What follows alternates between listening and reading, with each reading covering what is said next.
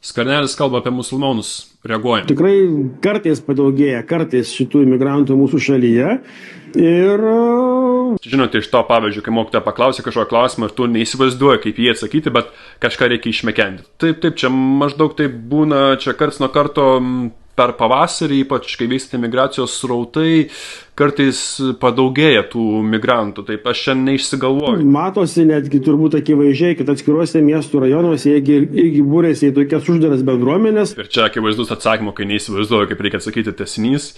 Taip, tie musulmonai būrėsi šitas bendruomenės, irgi aš to neįsigalvoju, čia yra paremta kažkokiais gyventojų surašymo duomenimis, čia yra labai labai rimta. Ir ką galiu aš pasakyti, tai iš tiesų, tie musulmonai, jie labai iš ties turi uždaras bendruomenės, galėtų jie pasimokyti pavyzdžiui, iš katalikų.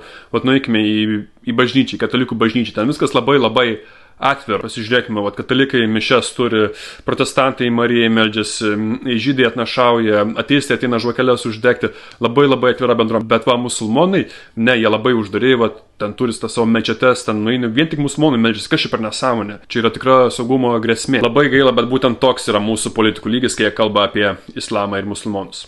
Tai ką?